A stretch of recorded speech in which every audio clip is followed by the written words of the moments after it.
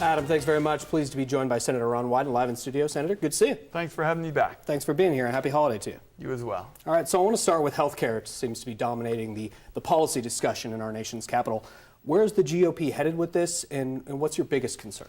Well, they're having a big battle between the moderates and the conservatives. The moderates understand how important the Medicaid expansion is. The conservatives basically want to really get even meaner than what the president said was mean. So my hope is they're all going to get some real feedback from constituents over the break. I was at a nursing home this morning. 2 out of 3 nursing home beds are covered by Medicaid. People don't really understand that. They usually think Medicare is picking up the nursing home care. I just think we know that if something like this were passed, this is what the state said, hundreds of thousands of Oregonians would really be very hard-pressed to get health care. They'd be special needs kids, older people, the disabled. That's not what Oregon's about. I know how you pride yourself on working bipartisan, working across the aisle. Such a partisan issue right now. Will you work with the GOP on creating something here? We have said, Craig, from the very beginning, if they will set aside this partisan-only approach, it's called reconciliation, absolutely. And the 2 issues we'll dig in on is first, getting some more certainty and predictability for the private insurance market. That's what's made it hard to keep insurers in the program. It seems that every time you turn around, the president is pouring gasoline on the fires of uncertainty in private insurance. We've got to change that. Second, we need to focus on holding down prescription drug costs, and I'm going to push very hard for our bill to change the rules so that Medicare could bargain to hold down the cost of medicine. The proposed federal budget includes deep cuts to the Forest Service, possibly as much as $350 million. Does that concern you, and how would that affect our region? Very, very much, and it makes it harder for us to do some of the preventive work that's so important as you move into the fire season. Senator Mike Crapo, he's a Republican senator from Idaho, he and I want to change the whole budget process, which basically features cutting prevention. Then you have a big fire, you borrow from the prevention fund, the problem gets worse. The budget cuts that you're talking about are going to once again short the kind of preventive work that's so important as we get into the fire season. All right, we're going to take a quick break. Much more with Senator Wyden in a moment. Stay with us.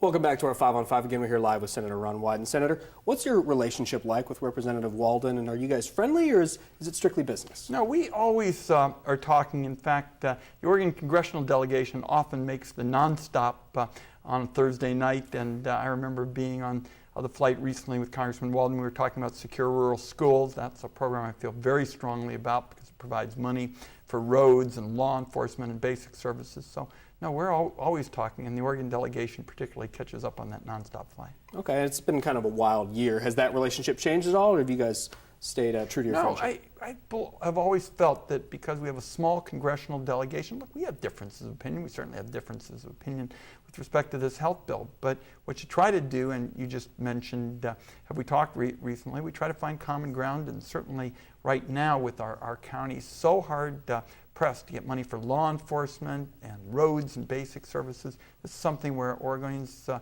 ought to expect their elected officials to work together, and we do. Even those in the president's own party are now urging him to stop tweeting. What's your reaction to that?